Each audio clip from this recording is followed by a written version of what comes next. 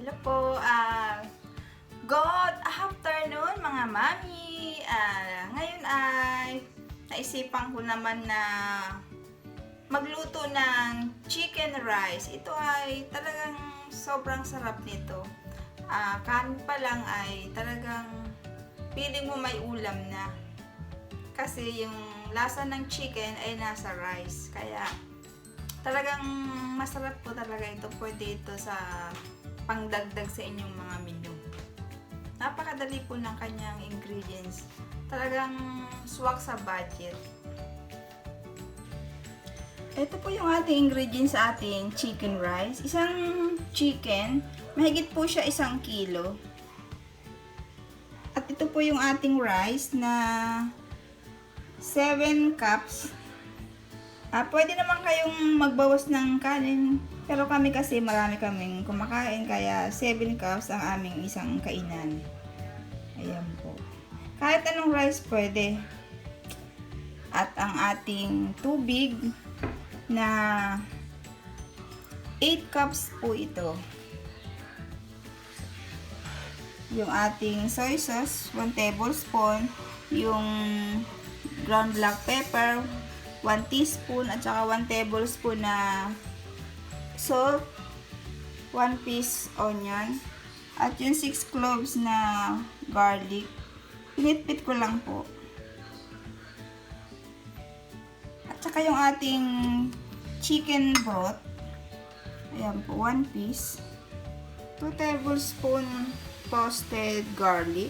Ito yung oil na ginamit para ma-toasted yung garlic, gagamitin po natin siya mamaya.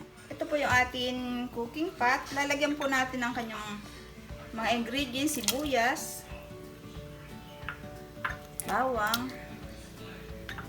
paminta, pamintang durog, asin, at soy sauce.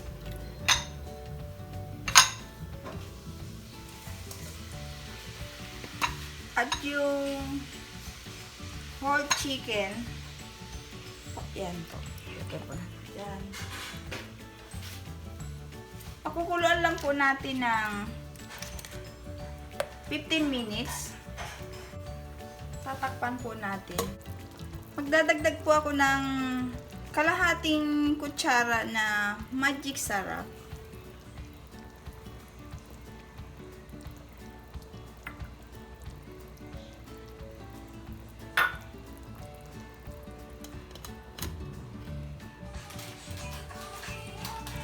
Habang nagluluto tayo ng chicken, sasangag po natin ang garlic. Ipinuhin lang po natin. Babalta rin na po natin.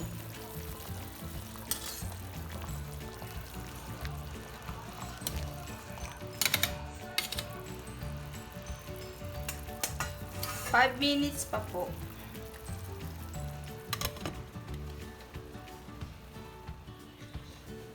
Titinan po natin.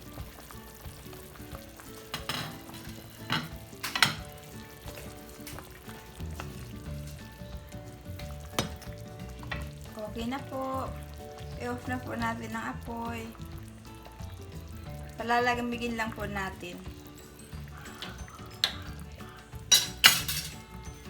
Sasangag po tayo ng bawang. Lalagay po tayo ng cooking oil.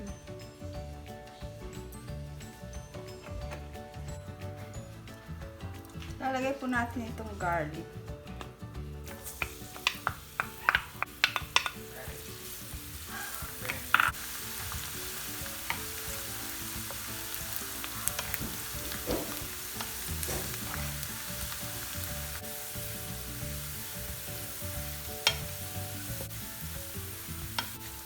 Okay na po. Yan.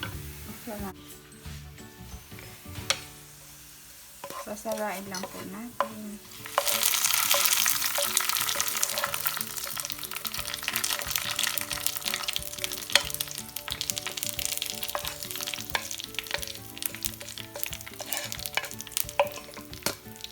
Maglalagay po tayo ng 2 tablespoon na seasoning. Yan po.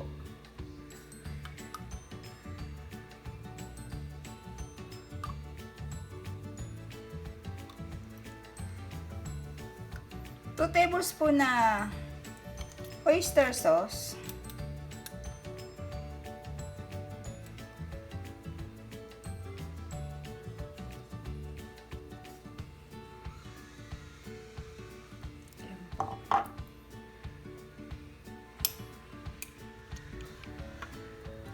Lagay po natin.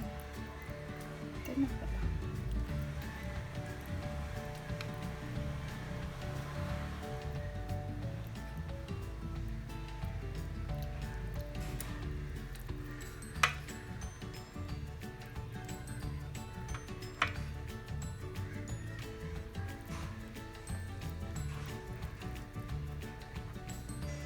One tablespoon sesame oil. Bago natin i-oven, papahidan muna natin siya ng sesame oil para maganda yung kanyang tsura, para medyo makintab, oily, hindi siya dry.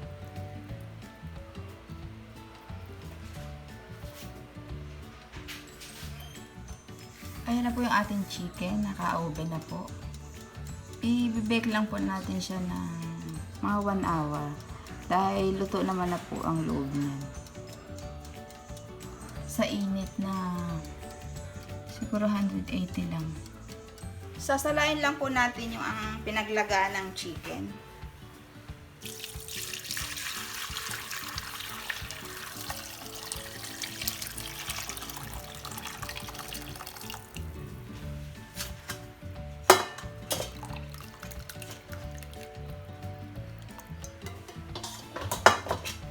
Yung gagamitin nating pangsasabaw. Ito po, 6 cup po ito. 6 cups. Lalagyan mo din po natin ng 6 cups din na sabaw.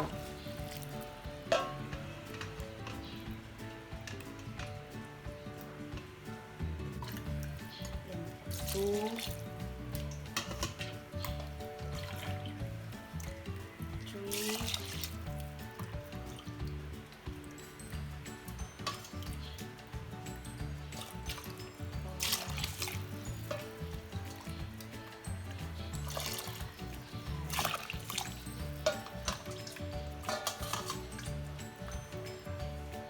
6. Magdadag po tayo ng half cup po. Ayan. Sinalang ko po siya sa rice cooker, pero pwede po siya kahit sa kalan-isa lang. Kumulo na po siya.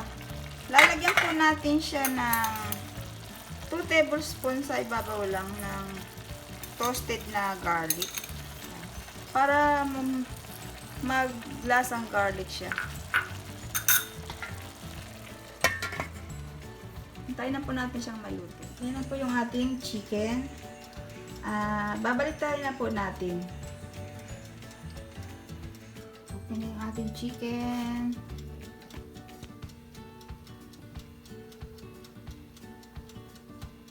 Ito na po yung ating rice. Maglalagay lang po ako ng 1 tablespoon na yung mantika ng garlic. Yung pinagsangagan. Ayan.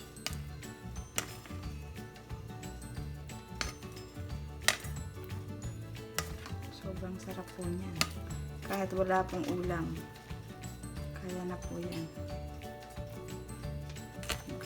Lasang garlic. Chicken garlic rice. Plating na po natin.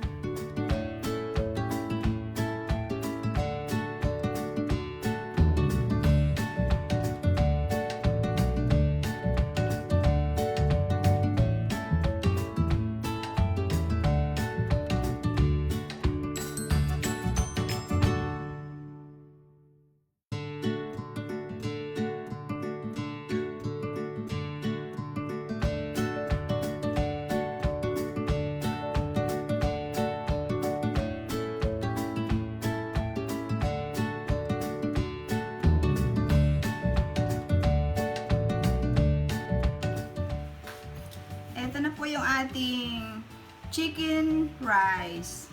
Titikman natin.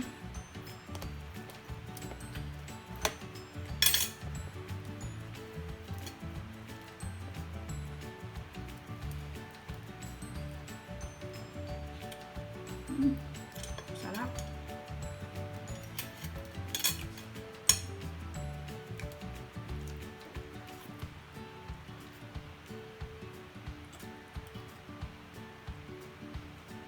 Napakasarap ng combination niya. Yung lasa ng chicken nasa rice na. Kaya magaganda lang ka talaga. Sana po mga mami, nagustuhan niyo po yung aking video. Please like and subscribe po. Comment and share. Kain po tayo!